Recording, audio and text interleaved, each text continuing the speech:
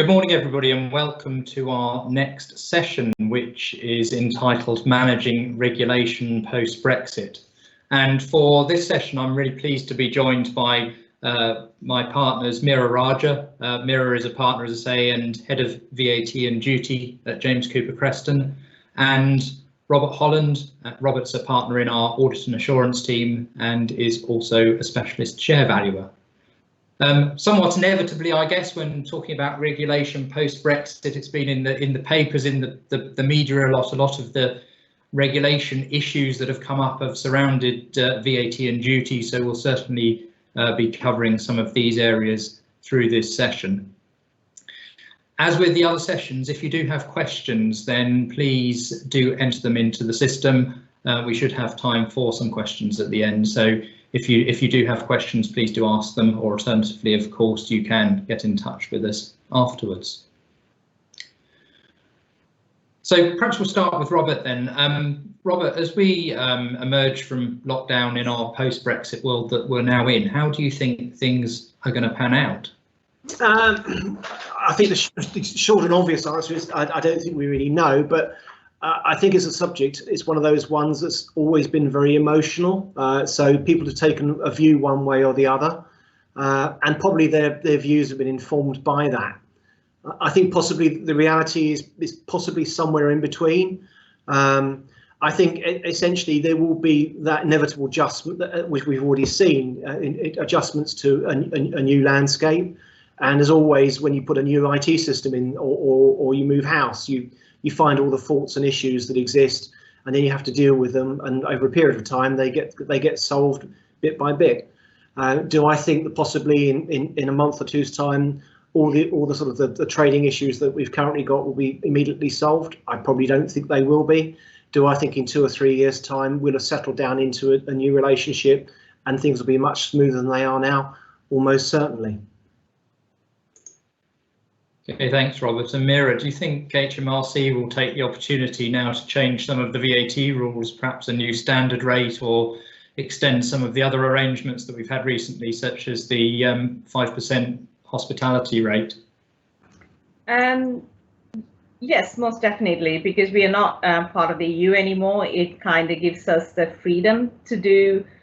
We don't need to go into the European Parliament to get agreement for if you want to reduce the VAT, or we need to make any goods or services zero rated. And yeah, so it gives us the freedom of to do that. Already, UK have a new domestic reverse charge for building services, and compulsory making tax digital from April 2022. So these things are in place. Also, recent budget explained that VAT registration threshold to remain fixed for 2 years. Given the poor state of government finances measures, which reduces VAT revenue in short term, are very unlikely, and more likely is a reduction in the VAT registration threshold after this 2-year period ends. So yeah, so that we've got freedom to do all of that. And one of the things I would like to mention is that if there been any, like for an example, EU where there's been cases or has gone to the European Court of Justice, ECJ cases, where it's relating to, say for an example, 2018, 29 cases, they're going to hear that in this year, that that depending on which way it goes, they will have to, that will still apply to the past years, but not for the future. So that is something that that will still happen. But other than that, we will have, as on the whole, HMRC and the UK government treasury, we will have much more freedom to do changes and extend reduced rate and make more zero rated, and all of that will make it much more easier. Meera, just in terms of the fact that all the things that are changing now that we have left the EU, we've got these new free port things that we're setting up. I think there's 9 of them, I think, around the country. There's certainly several anyway. First of all, I've got two questions to this. One is what's the obvious benefit of them? Because we often hear of them, but in terms of the practical implications of what they actually mean for UK businesses that might be watching this call, what are those immediate benefits? Okay, in terms of VAT customs benefit, yes, and I'm going to say this is a yes and no bit, because there's not going to be much of a significant for VAT and custom benefit as given the introduction of postponed accounting for import VAT from 1st of January this year, and the existing existence of customs warehouse, which is kind of provides a similar benefit compared to other taxes. But where I'm going to say yes is because there are other tax benefits. People are going to make use of this free port. And also, what is the difference between a customs warehouse and this free port thing is that you have the control of your goods. So you don't have to. So in the past, there's a massive big warehouse and you have a section for your own goods. But here, it'll be your own stuff. So you can control your goods, and you only need to clear the goods as and when you find customers for the sale. So you can say, for an example, you find something from I don't know, from India, a whole heap of goods, and you get a good price. You can leave it in that free port. You can leave it there. You don't have to clear those goods until you find the customers, and that is very beneficial for the for many customers who does import.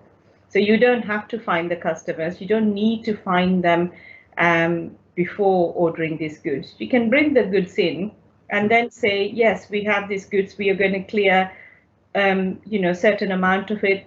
And then from there, you can also sell it to the EU or wherever you want. So you don't have to clear and pay the customs duty and import VAT at that point. Right. I mean, and practical issue that sort of a lot of my clients are having is in terms of where they haven't necessarily traded across in a duty environment before is the fact that is in terms of freight agents. I think they have a lot of people who are new to this are finding difficulty finding freight agents. Yeah. Do you think that'll be solved soon, or is it an expansion of I suppose how do you expand the supply of freight agents? Will that be sorted soon? Unlikely the severe shortage is going to be resolved soon because there is a big shortage at the moment, and several thousands are under training. So it's not a short-term fix.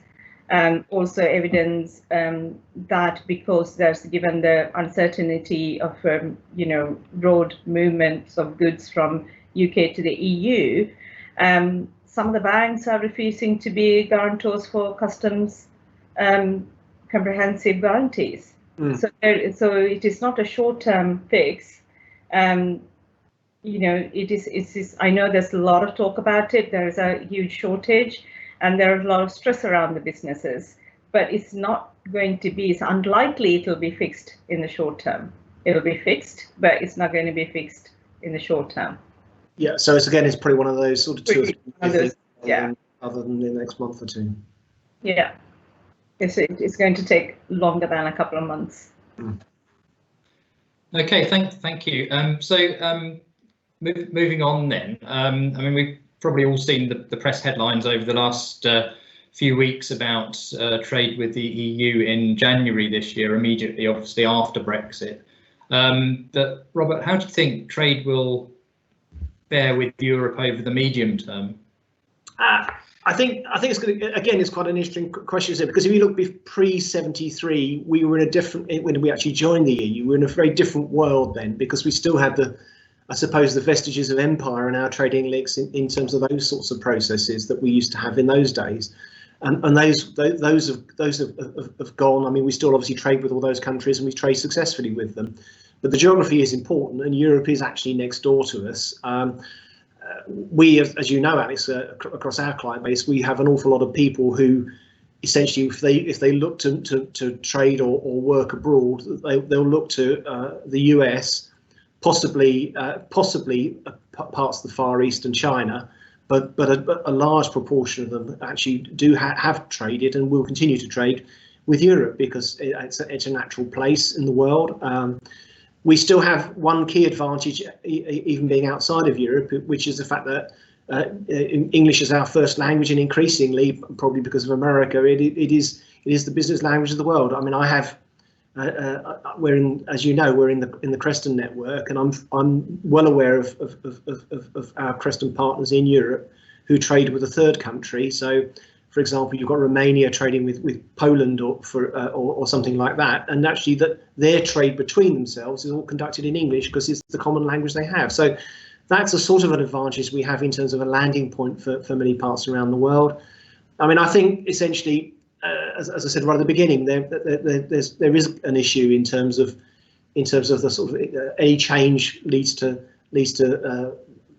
hiccups and problems in the short term, but things settle down in the long term. And I think a lot of the interruptions that people have got will begin to ease up over time as people settle into a new groove as to how it's done. And whilst I don't think things will possibly ever go back totally to the way they were before, I think things will largely go back to the way they were before. Okay, thank you. And Mira, do you think the EU changes to business to consumer sales of goods from July this year will be beneficial to the UK? Yes, most definitely. A single return establishment procedure with a mini one-stop shop is known to many people as MOS, extended to goods. And also that removes the need for EU VAT registration, unless the UK seller holds any stock in the EU or has an establishment in the EU. So that is one of the biggest, has been not burden, but it's been an administrative thing to have registration in for the EU VAT registration. But we don't. With the new change, one-stop shop from business to customer sales for goods from 1st of July will definitely be beneficial to customers because they've extended it is moved from services to goods as well. So which is really good, and it will benefit the UK businesses. Good. And at the moment we've got this legal challenge, Mira, in terms of Northern Ireland, in terms of how stuff gets moved from the UK mainland to Northern Ireland, and the EU's got I think they've got a legal challenge running at the moment. Are there any risks that might occur? Or, I mean, what happens if the EU is successful in that? I think the worst case scenario, what I can see is the EU will impose positive customs duties on some goods of the UK origin imported into the EU, and presume that UK would retaliate. But I'm hoping these issues probably will be resolved by negotiation, and that will be the worst case scenario I could see. Is like where customs duties going up for UK origin imported into the EU. Sorry. So, I mean, I suppose that's the thing, is in other parts of the world where we have sort of trade war issue type things, there's a sort of a variation of hostilities, as it were. Things get worse, and then after a while, people negotiate a solution through. So hopefully, will that occur in the longer run? Yeah. I mean that these are things. Everything I think we are discussing is almost like watch the space, isn't it? So you know, it is going to be. We need to keep an eye on it, and also, you know, with the hope that all these issues probably will be ironed out, resolved by negotiation. But again, these are not like overnight things. It's not overnight negotiations, or they're not going to put it right in the next few weeks. It'd be great, but then you know, it'll iron out, like you said. It'll balance itself out. But these are all at the moment. It looks like a risk, and these are all assumptions. It may happen, may not happen, but this is there's a lot we are relying on the negotiation. Okay. Okay, and obviously we're only, well, where are we? Nearly 3 months post 1st of January and post sort of final Brexit. But Robert, so far, what have you seen as the biggest changes within your client base compared to how things were before? I mean, again, we've also got to remember and not forget, by the way, that we are going through a global pandemic at the moment, and sometimes it's where you've got little hiccups and glitches that occur. It's hard to unpack the extent to which it is Brexit as opposed to the pandemic or vice versa. I think the changes vary depending on the client, and it's probably a fairly obvious statement to make there. I mean, I've got clients that trade quite extensively around the world already, and in a cross duty in a cross duty way, in the sense that they import things from countries where they've borne duty for some time, and I think where you cross a sort of that customs boundary and they're used to that, they've got existing relationships in place, and they're probably finding it a lot easier. I think the ones that are finding it difficult are the ones that primarily, if they traded overseas at all before, they traded only into Europe, and they've had to develop all new relationships and actually find a new infrastructure. And again, to go back to my sort of metaphor of before, it's a bit like putting a new IT system in. It all looks good in principle. You have everything running, but then you press the button and go live, and you sometimes inevitably get glitches that occur or things that occur. I think one of the big issues that my clients are incurring is the fact that the transaction costs that they're incurring per entry into the UK is relatively high, because I think the batches that, whereas they often used to group things quite straightforwardly and easily, I think they're finding that more and more difficult. And are there any particular sectors that are doing well or badly at the moment? I think the sectors that are struggling are those where I think food in particular, where goods are perishable or quickly perishable. The others are actually consumer goods where people order them. I've got a business where people effectively are based in the UK, but historically have exported into the EU and have a UK foreign language call-in process, and they've had some real issues and glitches in terms of getting stuff into Europe. Again, I think there's an element there of it's new infrastructure for them, so they've struggled with that. Mira, did you have any particular thoughts on that? Any particular sectors or areas that are doing badly or well? Yeah, badly, I would say, yeah, there's a few things. Business to B2C sellers of the goods to the EU, we have been helping out a lot of clients, and there's a lot of businesses have decided not to go into the EU or to sell to the EU, mainly because it's either with the shipment delays or customers are forced to pay import VAT. Smaller UK sellers confused about HMRC guidance. There's a sheer volume of information available on internet, and some are very confusing. So as a result of this, is a smaller businesses which business to B2C sellers are suffering with it, and I think is looking at all of these again, like I mentioned before, it could iron out, and then they may feel in the future they can get all these sorted, and they can sell to the EU. But at the moment, some of them have taken the decision. Okay, it's not really worth. This is a hassle for us, and let's not sell it to the EU. So some clients have, and some customers have taken that view. This one-stop shop introduction on the 1st of July 2021 will be a good solution for some of these.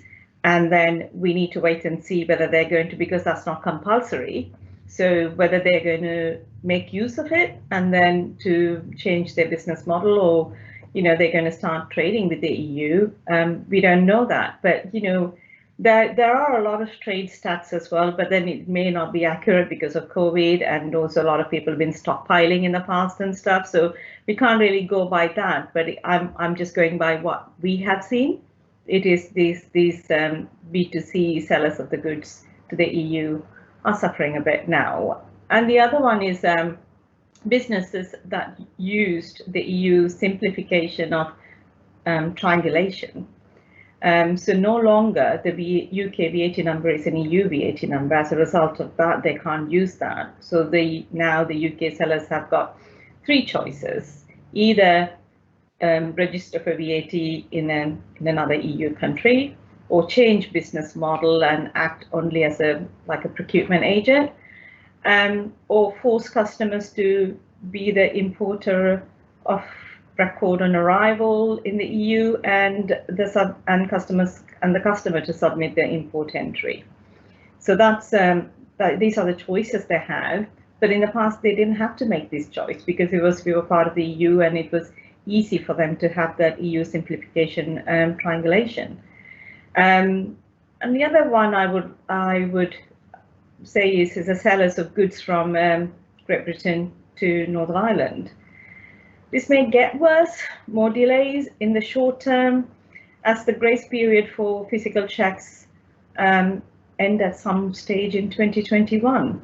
So, it could get worse.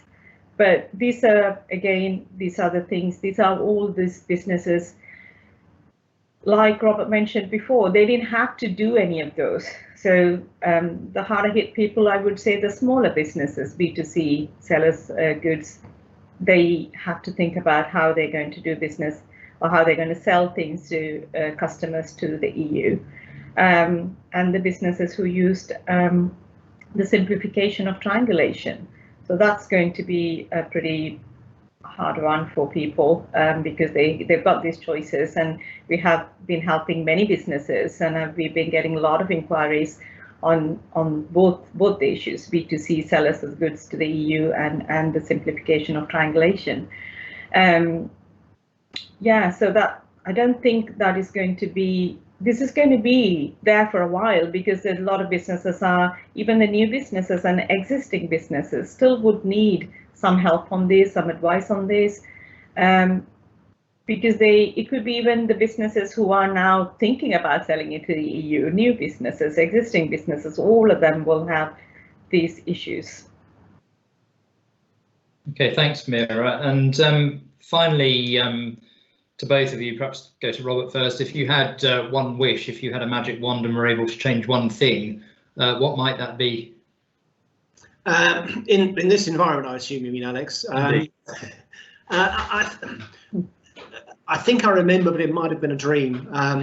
That at one stage there was talk of the magical technological solution in terms of sending goods to Northern Ireland, whereby there'll be pre-registration of everything, and everything will be basically sent across the sea, and presumably would trigger some kind of sensor that would prove it was there, and actually there will be no need for physical checks at all across the Irish border. Clearly that hasn't happened, and I think my magic wish would be that it was invented and worked perfectly, which I suspect is a bit of a faint hope. How about you, Mira? Oh, okay. I think mine will be like EU and UK to agree a simplified scheme for movement of musicians and entertainers each way to avoid cost and bureaucracy of work visas. Yeah, that will be that will be my wish, but it's like